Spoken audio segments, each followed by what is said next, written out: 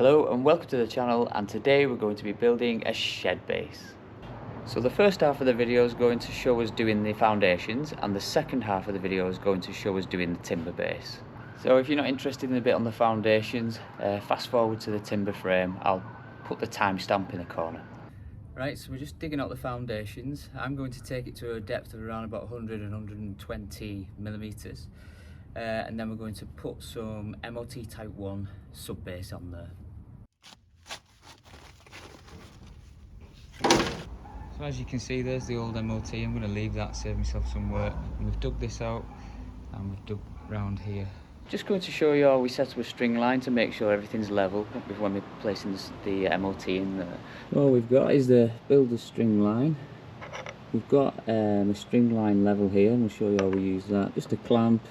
We've got the wood for the battens, a saw, and something to measure with. Got all my stakes cut. Just going to knock them in with a lump hammer, and we'll start from there. I'm going to do a rectangle just to show you an example.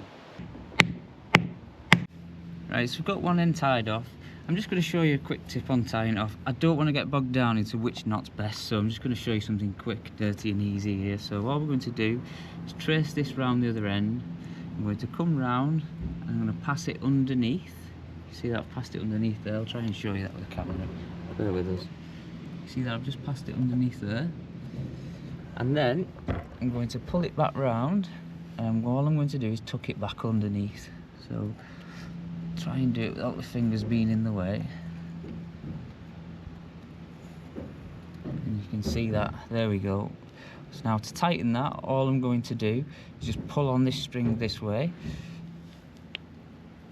and that should be enough to hold it in position. So you can see how tight that is there. To release, all we do is we pull it and we're away. I've got the depth that I was looking for here for the MOT. And all I want to do is make sure that this string line is level, so we've got the same over here, so we know how high to fill the MOT screen. And the way we're going to do that is by using this thing here. So this is a builder's line level. You can see there's two hooks, one on each side, and a spirit level. Simple case of making sure this is tight. Just do that again.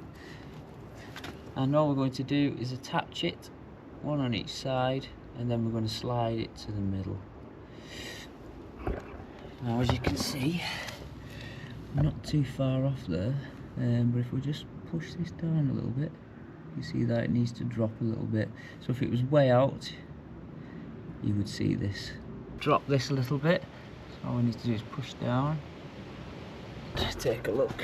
You can see that we're pretty much in the middle there.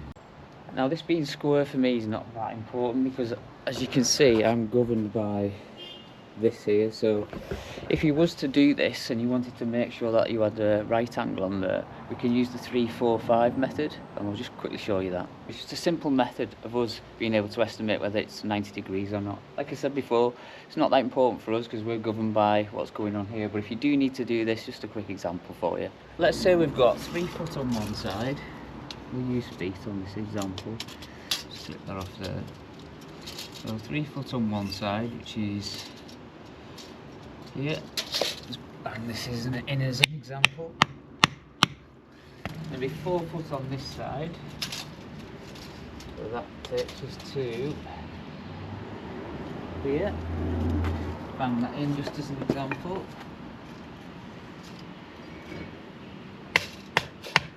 So we know it's 3 foot, 4 foot, so the distance between these two would have to be 5 foot. Just place this on and angle that back.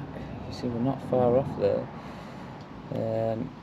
So what this would mean is we just adjust this and we'll check it again.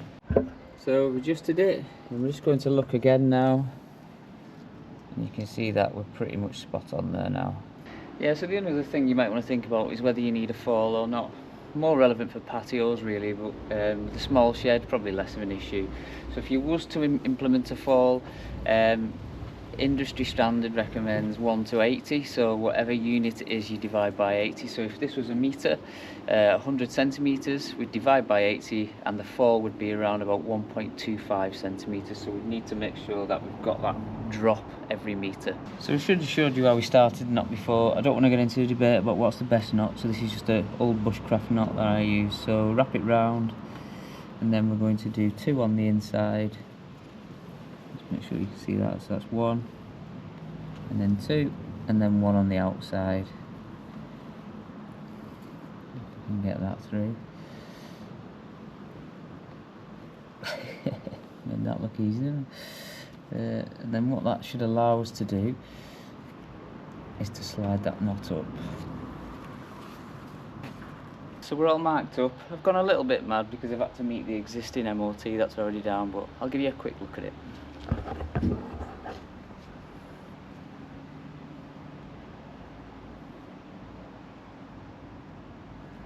And just as a precaution, if you want to, I'm just going to make a quick mark here in case one of them moves, and then I can just reposition it quite quickly.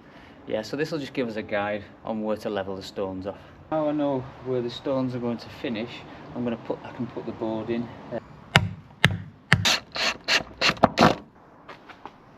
Go around and just check that the distance is 100mm. Where it's not, such as this, we can just dig some more out. The weather's turned today, but we've got to get these stones in here, so I haven't got time to hang around, so we'll start shoveling it in now.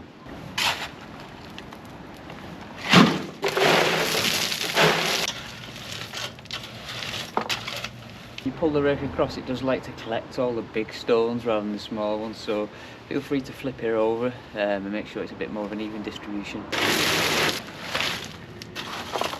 So now that I've got a bit of the base down, probably got 30 to 40mm, I'm going to compact it. If you've got a big area, it's probably worth hiring a compactor or a whacker plate from a hire store. But because I've got a small area, I'm going to use what's known as a pummel.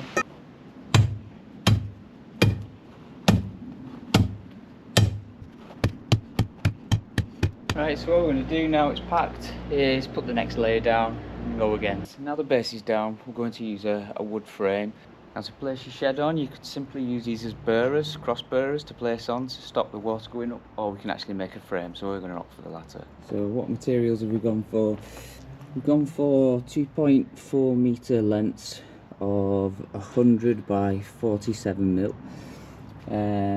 And we're just going to create the base out of that. So we've got some forge fast screws. Ideally you'd wait for your shed base to come, you can work off those measurements. We're having the shed base custom made, so the companies kindly give us the spec of the shed base, so we can work off that.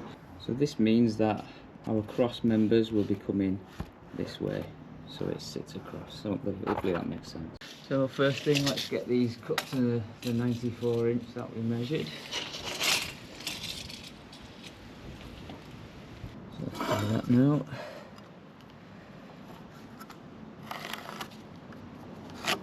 Same with the second length.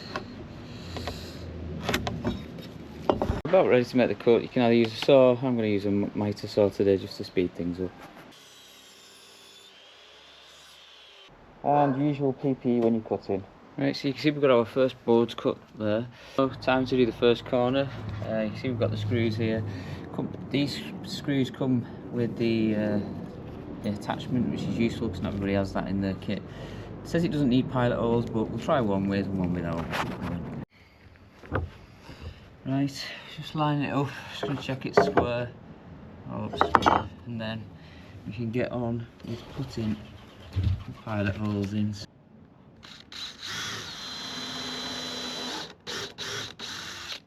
And 2.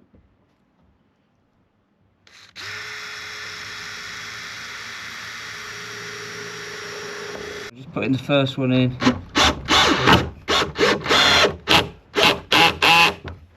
And the second one.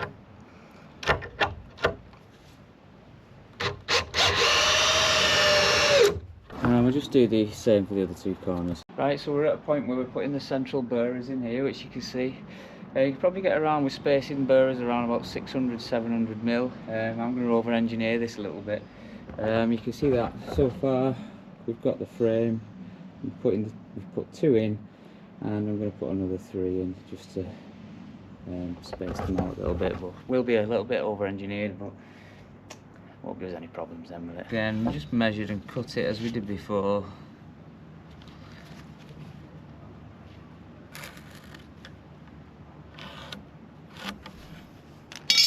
Just show you an example. Just tap this centre one in, you've still got these 2 to go. Just testing that it's equally spaced. Roughly equally spaced. What we're going to do is check that it's square as well, make any adjustments.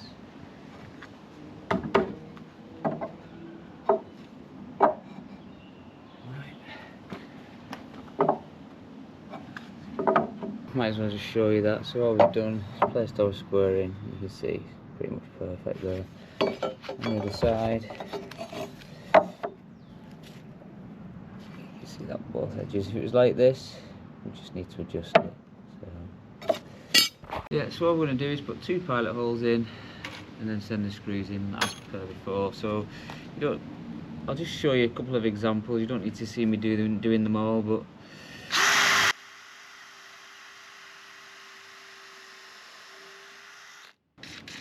just send them in.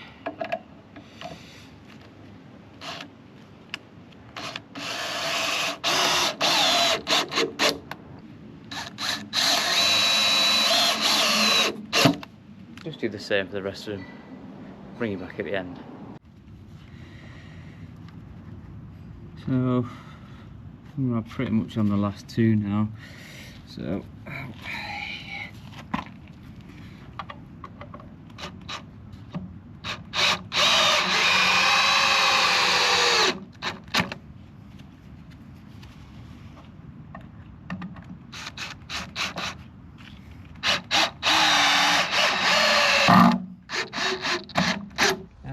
give it a quick coat of waterproofing. So although it's green treated, it doesn't necessarily mean that it's waterproof, so we'll do that ourselves, I think.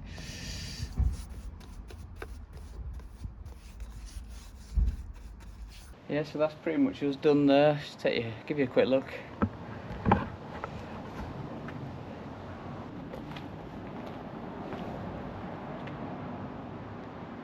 Now, like we said, we're getting the shed custom made, and as part of the price they're going to come and erect it for us, so there's no point in me showing you building the shed if we can get it done for free. So most companies do that these days, so keep your eye out for that.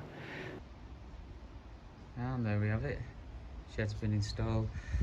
See, it's a decent fit on the base there.